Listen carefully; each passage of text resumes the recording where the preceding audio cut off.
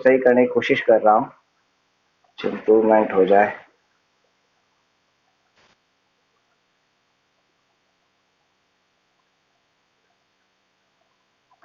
कभी net slow चलता है, कभी कुछ होता है। हमारी जो हम जो इसमें पढ़ेंगे, हमारा जो सब्जेक्ट है वो है मैथमेटिकल फिजिक्स। और मैथमेटिकल फिजिक्स नाम से जैसा आपको लग रहा होगा कि जिसके अंदर हम मैथमेटिक्स को पढ़ेंगे, लेकिन उस मैथमेटिक्स की हम इंपॉर्टेंस जो काम में लेंगे वो इंपॉर्टेंस होगी उसको, उसकी फिजिक्स से क्या रिलेवेंसी है, फिजिक्स में कहाँ काम आती है। अगर याद करो, जब मैंने आपको जो लास्ट क्लास ली थी अभी पर 2 दिन पहले, जब मैंने आप लोगों की क्लास ली थी क्वांटम फिजिक्स की क्लास, तब हमने उस समय मैंने आपको कहा था कि इसके अंदर क्वांटम फिजिक्स के अंदर हमारे पास वहां पे दो थ्योरीज हम काम में ले रहे थे। एक श्रोडिंगर इक्वेशन, वेव इक्वेशन काम में ले रहे थे, और दूसरा मैंने बताया था कि आपको डिराक जो मैट्रिक्स है, मैट्रिक्स फंक्शन को हम काम में लेंगे। तो मैथमेटिकल फिजिक्स हमको वही सब कुछ बताती है कि मैथमेटिक्स की एप्लीकेशंस, मैथमेटिक्स कहाँ कहाँ पर और किस ढंग से मैथमेटिक्स को हम फिजिक्स में काम में लेंगे। हमारी यहाँ पे जो पांचों यूनिट होगी वो सिर्फ मैथमेटिक्स की, प्योर मैथमेटिक्स ही हम यहाँ पे लेंगे, पूरी पूरी मैथमेटिक्स ही पढ़ेंगे, लेकिन वो मैथमेटिक्स पढ़ेंगे जो हमारे फिजिक्स में काम आ रही है। सो हमारी जो फर्स्ट यूनिट इसमें है, फर्स्ट यूनिट जो हमारी रहेगी, मैं इसको और कनेक्ट कर रहा हूँ, खूब सारे आइटम्स कनेक्ट कर रहा हूँ।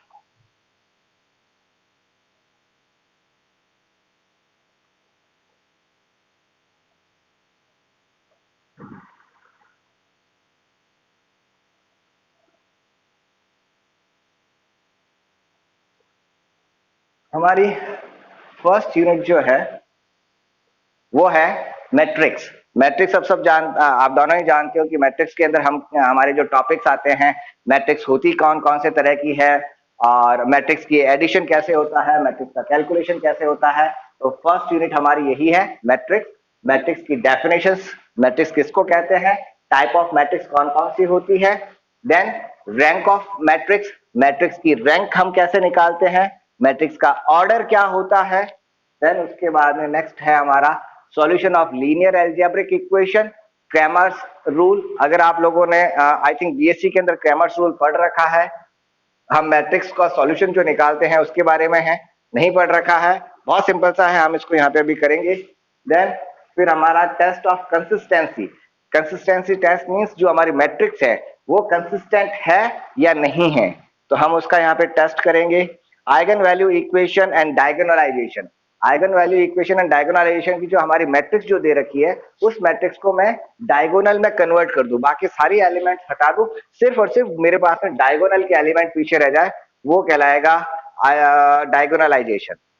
और उसी से हमारा आइगन वैल्यू इक्वेशन बन जाती है। और आई थिंक ये आइगन वैल्यू इक्वेशन आपने बीएससी में कर रखा होगा, नहीं कर रखा तो हम इसको यहाँ पर करेंगे।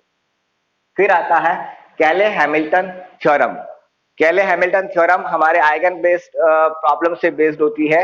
अगर याद हो तो इसको आपने कर रखा हो, ए I is equal to lambda आई, इस तरह की हमारी ये इसकी इक्वेशन आती है, हम इसको करेंगे। देन आएगा हमारा फंक्शंस ऑफ मैट्रिक्स। मैट्रिक्स में हमारे पास में दो फंक्शंस हमारे हैं यहाँ पे, हम उनको फंक्शंस को काम में लेंगे। और ग्रुप्स की बात करेंगे, definition of groups, SU2 group और SO ग्रुप, इन दो ग्रुप्स की हम बात करेंगे। तो ये, और होमोमॉर्फिज्म की बात करेंगे। देन उसके बाद इनकी एप्लीकेशंस क्या आती है उसके बारे में बात करेंगे। First unit pure pure mathematics के अंदर जो मैट्रिक्स है, मैट्रिक्स पर बेस्ड है। और यहाँ पर ये सारी जो हम मैट्रिक्स की बात करेंगे, यही मैट्रिक्स हमारे आगे दूसरे जो भी हम फिजिक्स के सब्जेक्ट पढ़ रहे हैं उन सब के अंदर ये मैथमेटिक्स काम आएगी। तो ये हमारी रहेगी फर्स्ट यूनिट। सेकेंड यूनिट जो है, अब ये आ गया वेक्टर कैलकुलस के बारे में। वेक्टर कैलकुलस क्या है, सब जानते हैं, वेक्टर्स है, ग्रेडियंट वेक्टर्स है, देन स्केलर क्वांटिटीज है। वेक्टर क्वांटिटी और स्केलर क्वांटिटी के बाद में हमारे पास नेक्स्ट स्टेप आता है, इसमें ग्रेडियंट आता है, डाइवर्जेंस आता है, कर्ल आता है। सो हमारा यही है, स्केलर एंड वेक्टर प्रोडक्ट्स क्या होते हैं, देन ग्रेडियंट क्या होता है। ग्रेडियंट को अगर आप सिंपल लैंग्वेज में बात करूं ना, जब मैंने कह दिया कि स्केलर वैल्यू है, स्केलर वैल्यू का मतलब कि लाइक मेरे पास में अभी मैं बोर्ड के ऊपर मैं लिखना चाह रहा था कि मैं बोर्ड पे कुछ लिखता भी जाऊं, बट आई थिंक यहाँ पे अभी ये वर्क नहीं कर रहा है। चलो मैं इसको नेक्स्ट टाइम इम्प्रूव करूंगा कि इस बोर्ड के ऊपर ही मैं लिखता रहूं। मेरे पास ग्रेडियंट का मतलब क्या हो गया कि मेरे पास मान लीजिए एक कोई नंबर्स है। अब वो नंबर्स जो हैं वो सॉरी स्केलर जो वैल्यू है, स्केलर वैल्यू मीन्स उसके साथ में कोई डायरेक्शन अटैच नहीं है। जब उसके साथ कोई डायरेक्शन अटैच नहीं है, लेकिन वो जो नंबर है या जो कलर है, फॉर एग्जाम्पल अब इसी चीज को थोड़ा समझाता हूँ आपको, इसी चीज को एक हल्का सा ढंग से समझाता हूँ।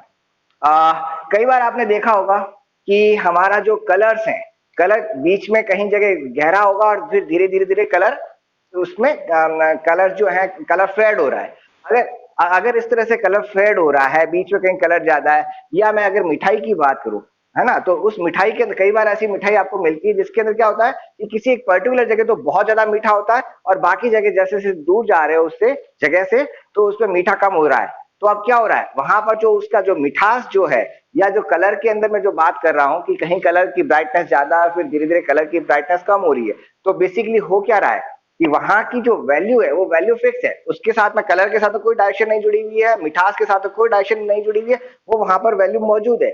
लेकिन अगर मैं दो स्केलर वैल्यूज को आपस में कंपेयर करता हूं तो मुझे मालूम पड़ रहा है कि एक जगह वैल्यू ज्यादा है, दूसरी वैल्यू उससे कम, तीसरी वैल्यू उससे कम, चौथी वैल्यू उससे कम, तो उसके अंदर एक फ्लो मुझे नजर आ रहा है।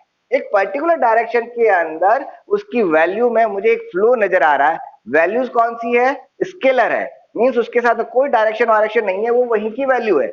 लेकिन अगर मैं दो तीन वैल्यूज को कंपेयर करता हूं तब मुझे मालूम पड़ेगा कि उसके अंदर वहां पर एक फ्लो नजर आ रहा है, एक वहां पे पैटर्न नजर आ रहा है। या तो उसकी वैल्यू कांस्टेंट रह रही है, लाइक इस बोर्ड के ऊपर कलर मेरा कांस्टेंट रह रहा है, या इसके बोर्ड के ऊपर कलर मेरा कांस्टेंटली डिक्रीज हो रहा है, या कांस्टेंटली कलर इंक्रीज हो रहा है। तो स्केलर वैल्यू जो है, स्केलर होने के बावजूद भी उसके साथ में क्या जुड़ गया? एक डायरेक्शन जुड़ गई और एक उसका फ्लो हमारे पास में मिल जाता है कि वो फ्लो ये बता रहा है कि इंटेंसिटी बढ़ रही, जो स्केलर वैल्यू है वो बढ़ रही है, घट रही है, या कांस्टेंट रह रही है। तो ग्रेडियंट बेसिकली क्या चीज होता है? स्केलर जो वैल्यूज हैं, स्केलर वैल्यूज की को डिफाइन करेगा कि उसमें चेंजेस किस ढंग का हो रहा है। देन आता है हमारा डाइवर्जेंस। डाइवर्जेंस क्या चीज होती है? अब इसके साथ में स्केलर के साथ में सिर्फ हमारा ग्रेडियंट जुड़ा हुआ था, लेकिन जब मैं वेक्टर की बात करता हूं तो वेक्टर के अंदर क्या हो गया कि उस वहां पे वैल्यू तो है, लाइक जैसे ये मेरे पास वैल्यू है, लेकिन इसके साथ में एक डायरेक्शन जुड़ी हुई है। जैसे वो डायरेक्शन जुड़ी हुई है, वेलोसिटी हो गया, फोर्स हो गया, तो उसके साथ में एक डायरेक्शन जुड़ी हुई है। जब मेरे साथ डायरेक्शन जुड़ी हुई है, अब यहां पर दो चीज हो सकती है। अब तक मैंने क्या कहा था कि मेरे पास सिर्फ एक पॉइंट है, एक स्केलर क्वांटिटी है, उसके साथ में कोई डायरेक्शन नहीं जुड़ी हुई है, वो वहां की फिक्स वैल्यू है, उसके साथ कहीं कोई डायरेक्शन नहीं जुड़ी हुई है। तब तो मैंने बताया था ग्रेडियंट है। अब ग्रेडियंट, अब मैं बात क्या कर रहा हूं? डायरेक्ट ये जो वैल्यू है कोई फिजिकल क्वांटिटी है, लेकिन इस फिजिकल क्वांटिटी के साथ में एक डायरेक्शन अटैच्ड है। ये फिजिकल क्वांटिटी है, वेलोसिटी है, वेलोसिटी किस डायरेक्शन में? इस डायरेक्शन के अंदर है। ये फोर्स है, इस डायरेक्शन के अंदर। इलेक्ट्रिक फील्ड है, इस डायरेक्शन के अंदर है। मैग्नेटिक फील्ड है, इस डायरेक्शन में। तो कुछ ना कुछ उसकी एक डायरेक्शन हमने इसके साथ में अटैच कर रखी है, और जैसे उसके साथ में डायरेक्शन अटैच कर दी, दैट मीन्स क्या हो गया? अब ये जो वैल्यू है, ये वैल्यू भी चेंज हो सकती है। जैसे अभी हमने बात क्या किया था ग्रेडियंट के केस में, हमने बात क्या किया था? आवाज आ रही है मेरी? ठीक है। तो ग्रेडियंट के केस, हाँ ठीक है, ग्रेडियंट के केस में हमने क्या किया था कि हमने मल्टीपल स्केलर वैल्यूज ली, first scalar value, second scalar value, third scalar value, fourth scalar value, और उनके अंदर हमने एक पैटर्न नोट किया और उस पैटर्न को हमने क्या नाम दिया था? ग्रेडियंट। कि वो डिक्रीज हो रहा है, इंक्रीज हो रहा है, कांस्टेंट रह रहा है। इसी तरह से अब मैंने ले लिया डाइवर्जेंस। डाइवर्जेंस मींस मेरे पास में एक वेलोसिटी कंपोनेंट, थोड़ा और आगे एक और वेलोसिटी कंपोनेंट, थोड़ा और आगे एक और वेलोसिटी कंपोनेंट, फिर एक और वेलोसिटी कंपोनेंट। इस तरह से मेरे पास में खूब सारे वेलोसिटी कंपोनेंट है, और उन वेलोसिटी कंपोनेंट में किस तरह का पैटर्न नजर आ रहा है। क्या वो वेलोसिटी कंपोनेंट कॉन्स्टेंटली बढ़ रहा है? क्या वेलोसिटी कंपोनेंट कॉन्स्टेंटली डिक्रीज हो रहा है? क्या वेलोसिटी कंपोनेंट कांस्टेंट रह रहा है? क्या हो रहा है? That is divergence. वो कहलाएगा उसका डाइवर्जेंस। डाइवर्जेंस में कंपोनेंट आपका कम हो रहा है या बढ़ रहा है, वो चीज आएगी। जो वेक्टर कंपोनेंट है वो बढ़ रहा है या घट रहा है। देन फिर हमारा थर्ड कंपोनेंट आता है ओके। इसी से अब जैसे ही मैंने यहाँ पे बात की कि वो डाइवर्जेंस हो रहा है, डाइवर्जेंस पॉजिटिव हो सकता है, डाइवर्ज कर सकता है, डाइवर्ज कर सकता है मींस वो कंटिन्यूसली डिक्रीज हो सकता है, इंक्रीज हो सकता है। जब मैं डाइवर्जेंस की बात करूंगा तो मेरे पास में गॉस थ्योरम आ जाएगी। अब गॉस थ्योरम क्या कहती है, आपको शायद बीएससी में पढ़ रखा होगा। कूलॉम्स लॉ के साथ में गॉस थ्योरम को हमने काम में लिया था कि मेरे पास में अगर एक पॉइंट चार्ज है, पॉइंट चार्ज से उसके ऊपर मैंने एक सर्किल बना लिया, तो उसमें से कितना मेरी जो फ्लक्स बाहर निकल रहा है उस फ्लक्स को मैं कैलकुलेट कर सकता हूं। तो हमने यहाँ पे काम में लिया था, अगर याद आ रहा हो आपको, तो हमारा था हाँ, तो हमने उसको इंटीग्रेट किया, integration 5d5 sorry 5ds, integration 5ds, 5 हो गया हमारा प्लस ds एरिया के अंदर, और उसको इंटीग्रेट कर दिया पूरी सरफेस पे, is equal to Q naught upon epsilon naught होता था। क्यू नॉट क्या था, चार्ज। उस पूरे स्फीयर के अंदर, उस गॉसियन सरफेस के अंदर कितना चार्ज पड़ा है, वो हमारा गॉस थ्योरम थी। सो गॉस थ्योरम का सरफेस इंटीग्रल और ये सारी चीज को हम वापस एक बार यहाँ पर रिवाइज करेंगे। जो आपने बताया सही था। नाउ कर्ल, अभी हमने बात क्या किया कि मेरे पास में एक वेक्टर क्वांटिटी है, और इस वेक्टर के क्वांटिटी का मैंने जो अभी देखा था, एक वेक्टर, दूसरा वेक्टर, तीसरा वेक्टर, चौथा वेक्टर, इन सारे वेक्टर के अंदर एक कांस्टेंट, एक ही लाइन के अंदर, लीनियर लाइन की जब मैं बात कर रहा हूं, सीधी लाइन के अंदर जब मैं बात कर रहा हूं, तब हमने बात की थी डाइवर्जेंस की। ओके, अब अगर उसी वेक्टर को लीनियर नहीं, उसके अंदर अगर रोटेशन की मैं बात करूं, वेक्टर चेंज, वेक्टर जो है उसमें रोटेशन किस ढंग का हो रहा है। फॉर एग्जाम्पल, बहुत अच्छा सा एग्जाम्पल है। आपने क्या किया, पानी की जो बाल्टी है, मतलब बाल्टी में पानी भर दिया और उसमें हाथ से गोल गोल उसको घुमा दिया। अब क्या होगा, जैसे ही आप पानी को बाल्टी में गोल गोल घुमाओगे, तो वहां पर क्या हो रहा है, वहां पर एक आपको स्पाइरल बनता हुआ नजर आएगा, एक वो चक्रवात क्या कहते हैं उसको, वो उस तरह से बनेगा।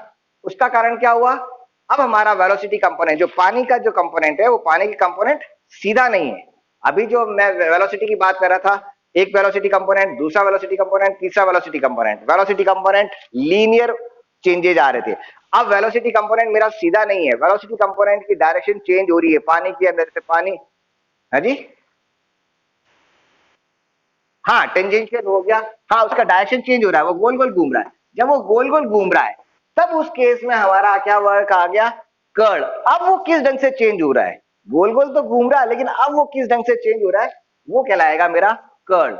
और जब मैं कर्ल की बात कर रहा हूं, तब मैं वहां पे क्या काम में लूंगा, लाइन इंटीग्रेशन। यहां पर डाइवर्जेंस के केस में मैंने काम में लिया था सरफेस इंटीग्रेशन, क्योंकि वो पूरा सरफेस पे बाहर निकल रहा है, सरफेस से बाहर निकल रहा था, पूरा जो गॉसियन सरफेस है, गॉसियन सरफेस से बाहर निकल रहा है। कर्ल के केस में क्या है, उसकी बाउंड्री पे वो गोल गोल घूम रहा है। जब वो गोल गोल घूम रहा है, तो मैं यहाँ पे लाइन इंटीग्रेशन काम में लूंगा। और लाइन इंटीग्रेशन हमारी थ्योरम क्या कहलाती है, स्टोक्स थ्योरम। और स्टोक्स थ्योरम क्या हो जाएगी, integration B dot D L is equal to mu naught upon 4 pi, like this. इस तरह से हमारे पास में लाइन इंटीग्रेशन हम इसमें काम में लेंगे। इसको और हम डिटेल में आगे बात करेंगे। अभी तो सिर्फ एक मैं आज इंट्रोडक्टरी लेक्चर है, क्या क्या हम करने वाले हैं।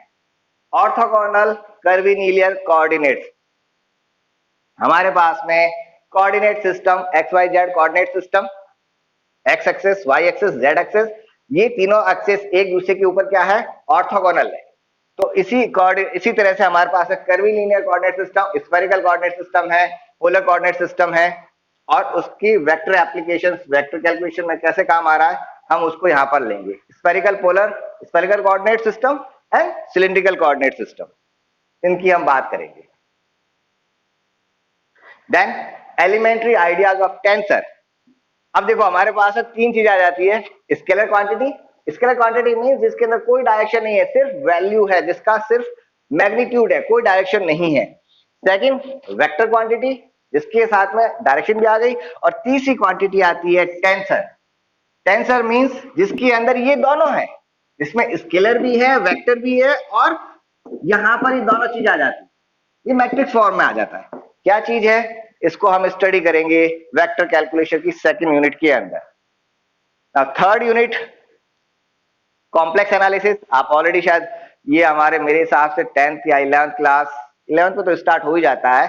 Euler equation e to the power iota theta जो इक्वेशन है उस इक्वेशन को हम काम में ले रहे हैं। कॉम्प्लेक्स एनालिसिस की बात करेंगे। कॉम्प्लेक्स नंबर जिसके अंदर आयोटा इंक्लूड हो जाता है वो कॉम्प्लेक्स नंबर हो गया। और कॉम्प्लेक्स नंबर के बाद है कॉम्प्लेक्स नंबर के functions like a plus iota b multiplied by a minus iota b is equals to a square plus b square because iota square क्या हो गया -1। so ये जो भी इसके फंक्शंस हैं उन सारे फंक्शंस को हम स्टडी करेंगे। देन यहाँ पर एक अच्छी सी हमारे पास इक्वेशन आ जाती है, वो है Cauchy Riemann equation. Cauchy Riemann equation से हम जो कॉम्प्लेक्स नंबर्स हैं उनको हम उनकी जो इक्वेशंस है उनको सॉल्व करने के लिए हम काम में लेंगे Cauchy Riemann equation. Line integration, Cauchy's integration आप लोगों ने शायद हो सकता है मैथमेटिक्स में पढ़ रखा हो, कॉची रीमान भी पढ़ रखी होगी। तो Cauchy integral formula, Cauchy integral theorem, then Laurent series शायद इसको मतलब आपने बीएससी के अंदर पढ़ रखी होगी, नहीं पढ़ रखी है तो ये लॉरेंट सीरीज में अलग अलग इंटीग्रेशन जब हम करेंगे तो इंटीग्रेशन के अंदर हमारे पास जो छोटे छोटे कंपोनेंट्स आते हैं उससे हमारी लॉरेंट सीरीज जनरेट हो जाती है, उसके अप्रोक्सीमेशन पे डिपेंड करता है। देन रेजिड्यू थ्योरम ये है कि अगर मेरे पास में मैं आपको कहूं कि आपको इंटीग्रेट करना है 0 से 10 के बीच में, integration 1 divide by x minus 2 का आपको इंटीग्रेशन करना है। तो जब आप 0 से 10 के बीच में 1 divide by x by 2, actually मैं इस बोर्ड पे अभी लिख नहीं सकता हूं, अदरवाइज मैं लिख के आपको बता देता। एक 1 डिवाइड बाई x माइनस 2 और इसको इंटीग्रेट करना है 0 से 10 के बीच में। तो अब यहां पर प्रॉब्लम हो रही है, अब इसको करके देखो, आपको इसको एक कॉपी में लिखो, आपको यहाँ पे कुछ गड़बड़ लगेगी। इंटीग्रेशन करना है, मैं क्या कह रहा हूं उसको लिखो आप अपनी कॉपी में, आपको एक गड़बड़ नजर आ जाएगी। 1 डिवाइड बाई x माइनस 2 और इसको इंटीग्रेट करना है 0, ये 0 है भाई, गलत बन गया, 0 और 10 के बीच। क्या यहाँ पे मैं लिख सकता हूँ क्या?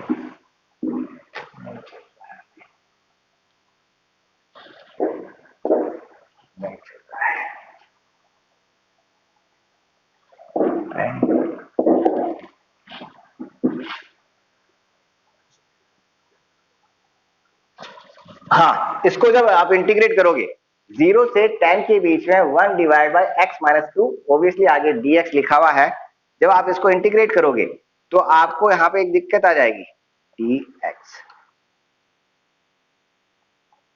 जब हम इसको इंटीग्रेट करेंगे तो हमारा इंटीग्रेशन इसमें इनफाइनाइट हो जाता है जब आप x का मान 2 रखोगे। जैसे x का मान 2 रखोगे 1 डिवाइड बाई 0 मींस इनफाइनाइट हो जाएगा। जैसे ही इनफाइनाइट हो जाएगा तो क्या हमारा इस इंटीग्रेशन की वैल्यू नहीं आएगी? तब हमको इसमें इंटीग्रेशन की वैल्यू निकालने के लिए हमको क्या करना पड़ेगा कि इस पर्टिकुलर 2 को छोड़ना पड़ेगा और बाकी एरिया को हम कवर करेंगे। तो इसको कहते हैं, यहाँ पे हम इसका पोल जो है, पोल हमको फाइंड आउट करना पड़ेगा।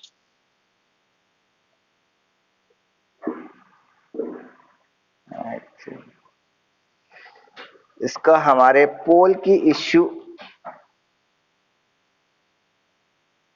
तो यहां पर हमारे पोल वाली बात आती है। देन हमको इस एक पर्टिकुलर पॉइंट को हमको, हाँ अब चल गया ना बोर्ड, ठीक है।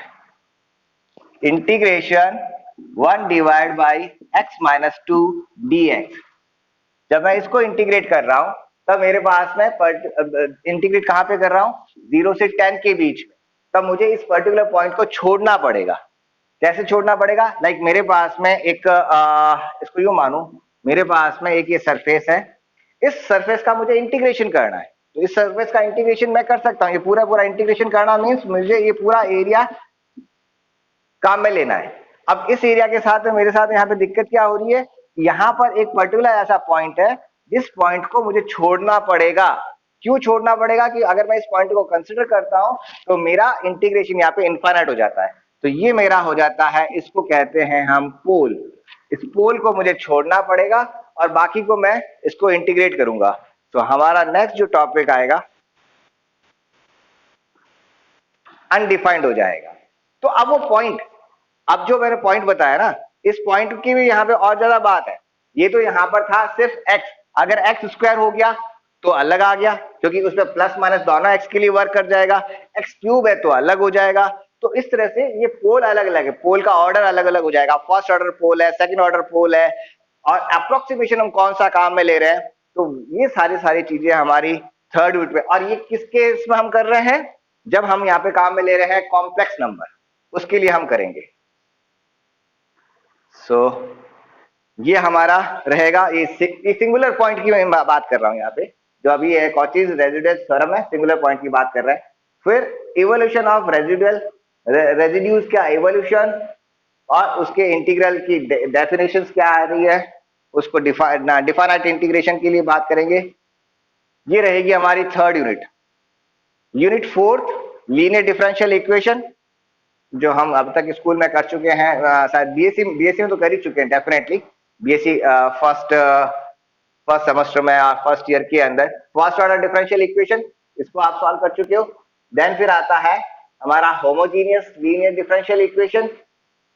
होमोजीनियस इक्वेशन मींस जिसके सारे पार्ट होमोजीनियस हो। होमोजीनियस मींस जिसके अंदर कंपोनेंट सेम हो, इधर जितने कंपोनेंट है उतने कंपोनेंट उधर आ रहे हैं, अगर इधर शाई आ रहा है उधर भी शाई आ रहा है, इधर वाई आ रहा है तो इधर भी वाई आ रहा है, तो होमोजीनियस इक्वेशन है। देन फिर आता है लीनियर डिपेंडेंस एंड रॉकिंसन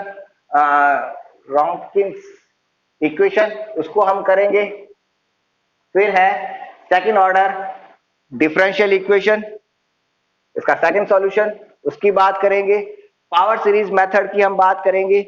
यहां आते आते आपको थोड़ा सा ये कॉम्प्लिकेटेड होना स्टार्ट हो जाता है, बट ज्यादा कॉम्प्लिकेटेड नहीं है, we can easily do it. Legendre equation, ये इक्वेशन हमारे हर जगह काम आएगी। लीजेंड्रे इक्वेशन हमारे हर जगह काम आएगी, और इस लीजेंड्रे इक्वेशन को हम क्वांटम में भी काम में लेंगे, यहां पर भी हम काम में लेंगे। आपके नेक्स्ट ईयर में, मतलब थर्ड सेमेस्टर के अंदर जब हम क्लासिकल इलेक्ट्रोडायनेमिक्स पढ़ेंगे तब भी लीजेंड्रे इक्वेशन काम आएगी। तो ये सारी चीजें हमारे आगे चलती जाएगी, काम में आएगी। हर्माइट इक्वेशन इसी का एक स्पेशल फंक्शन हो गया। फिर है inhomogeneous equation, then undetermined coefficient और वेरिएशन ऑफ पैरामीटर्स। ये सारे हमारे 4 यूनिट के पार्ट आएंगे जो हम करेंगे। देन फिफ्थ यूनिट जो है वो आएगी हमारा इंटीग्रल ट्रांसफॉर्मेशन। अब देखो, हमने फर्स्ट यूनिट की थी matrix, second vector, third complex analysis, fourth differential, और फिफ्थ है इंटीग्रल।